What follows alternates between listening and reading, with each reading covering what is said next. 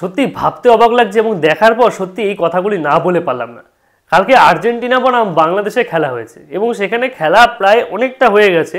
সেই মুহূর্তে একজন আর্জেন্টিনার খেলোয়াড় সে কী করেছে, বুক দিয়ে একটা গুঁতো মেরেছে বাংলাদেশের একটা ছেলেকে, এবং সেই 3 নম্বর জার্সি পরা ছেলেটা দেখতে পাচ্ছেন কীভাবে সেই ছেলেটাকে গিয়ে ঘুষি মেরে দিল। আরে ভাই, তোকে ঠেলা মেরেছে, এটা খেলার অংশ, এর জন্য ফাউল ডাক, রেফারিকে বল। এবং সেই ঠেলাটা এমন গুরুতর নয় যে তার জন্য তাকে ঘুষি মারতে হবে। ভাই, এই আর্জেন্টিনার খেলোয়াড়গুলো তোমাদের দেশে খেলতে এসছে, তারপরে যদি তুমি তাদের সাথে এইরকম আচার ব্যবহার করো তাহলে নিশ্চয়ই এটা শোভা পায় না এবং এটা সারা বিশ্ব জুড়ে নিন্দিত হবে। সেখানে হাজার হাজার ক্যামেরা রয়েছে, হাজার হাজার মোবাইল রয়েছে, সেখান থেকে ভিডিও ভাইরাল হবে। আজকে 3 নম্বর জার্সি পরা যে ছেলেটি আছে, আমি নামটি ঠিকমতো পড়তে পারছি না, আপনারা জানলে অবশ্যই জানাবেন। 3 নম্বর জার্সি এবং 5 নম্বর জার্সি পরা এই দুটো খেলোয়াড় বিশেষ করে কিন্তু আর্জেন্টাইন খেলোয়াড়দের উপরে কিন্তু বিশেষ করে আক্রমণাত্মক হয়ে উঠেছে। ওই আমরা তো দেখলাম না ওই চাকমাকে, আমরা তো দেখলাম না, বা মিচেলকে আমরা তো দেখলাম না, আর অন্যদেরকে তারা গিয়ে ওদের উপর আক্রমণ করছে না তো। আরে বাবা, তারা জানে যে এই ধরনের খেলার ক্ষেত্রে আমাদের এইরকম সমস্যা হতেই পারে। আরে ভাই, মানলাম তুমি ব্রাজিলের ফ্যান, বেশিরভাগ বাংলাদেশের মানুষরা ব্রাজিলের ফ্যান হয় এবং আর্জেন্টিনার ফ্যানও কিছু কিছু আছে, তাই বলে তুমি আর্জেন্টিনার খেলোয়াড়দের উপরে রাগ চড়াও হবে? ভাই সত্যি এটা খুবই খারাপ লাগলো।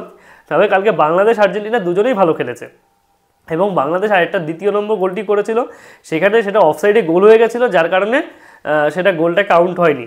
কিন্তু বাংলাদেশ যে খেলা খেলেছে অবশ্যই আর্জেন্টিনার সমসমান খেলা খেলেছে এবং আর্জেন্টিনাও অনেকগুলি গোল এবং বাংলাদেশেও কিন্তু অনেকগুলো গোল একদম গোলকিপারের কাছে পর্যন্ত নিয়ে গেছে, গোলকে পোস্ট করে গোল পোস্টে মেরে ফেলেছে, কিন্তু তারপরেও আর্জেন্টিনার গোলকিপার কিন্তু ঠেকিয়ে দিয়েছে এবং দুর্দান্ত সেভের জন্য কিন্তু বাংলাদেশ আরও কয়েকটি গোল করতে পারেনি। ঠিক তেমনই কিন্তু আর্জেন্টিনাও তারা দুর্দান্ত অ্যাটাক করেছে, দুর্দান্ত পাস, একদম ইউরোপিয়ান যে পাস সেটা একদম দুর্দান্ত দেখিয়েছে, এই পাস করে পাস করে দুর্দান্ত গোল পোস্টের কাছে নিয়ে গিয়েও শুধুমাত্র আমাদের বলছি বাংলাদেশের যে ডিফেন্ডারের জন্য কিন্তু বেঁচে গেছে এবং সে সুন্দর ডিফেন্ড করেছে। ভাই ছেলেটা সত্যি দুর্দান্ত ডিফেন্ডার, আমি কার কথা বলছি আপনারা বুঝতেই পারছেন। এবং যাই হোক, এবং সব কিছুই ভালো হলো, কিন্তু মূল সমস্যা এই যে মারামারিটা করে তারা যে ভুলটা করলো, এবং আগামী দিন আবার ব্রাজিল এবং আর্জেন্টিনার খেলা রয়েছে, সেখানে কী হবে, সেখানে যদি আর্জেন্টিনা এবং ব্রাজিলের মধ্যে মারামারি হয় তাহলে মনে করবো যে আর্জেন্টিনা এই ধরনের খেলাই খেলে, মারামারি করতে চায়। কিন্তু আমরা যেটা দেখলাম বাংলাদেশি খেলোয়াড়দের মধ্যে ওই 3 নম্বর জার্সি পরা, 5 নম্বর জার্সি পরা ওই ছেলেগুলো যারা ঘুষি মারলো বা তাদের উপরে তেড়ে গেল, বুক দিয়ে ঠেলে দিল, এই কাজগুলো অবশ্যই শোভনীয় নয় ভাই। কেননা তোমার দেশে ওরা খেলতে এসছে, তাই অবশ্যই তাদেরকে একটা সুবিধা দেওয়া উচিত, তাদেরকে সম্মান করা উচিত।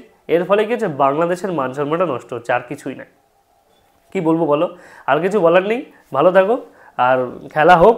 বাংলাদেশের সাথে খেলা হয়েছে, বাংলাদেশ দুটো টিমের সাথে খেলেছে, ব্রাজিল এবং আর্জেন্টিনা। ব্রাজিলের সাথে 5-4 গোলে হেরেছে এবং আর্জেন্টিনার সাথে ড্র করেছে, যেহেতু দুটো গোল হয়ে গেছিলো, অফসাইডের জন্য বাদ চলে গেছে।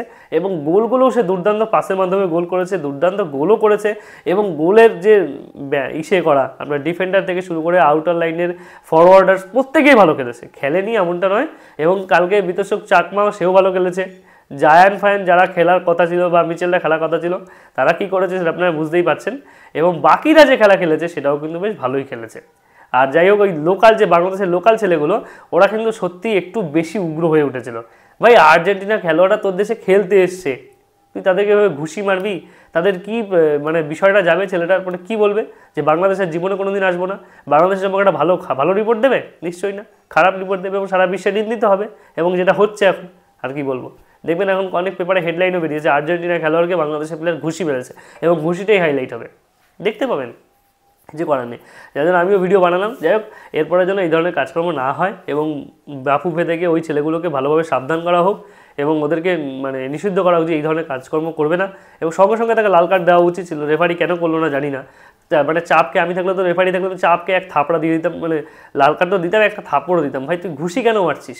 তোকে ঠেলা দিয়ে তুই ঠেলা দে, তুই ঠেলা দে, মিটে গেল, ঝামেলা শেষ। বলে ঘুষি মারবি, লাথি মারবি, এই ধরনের কাজকর্ম করা অবশ্যই উচিত নয়।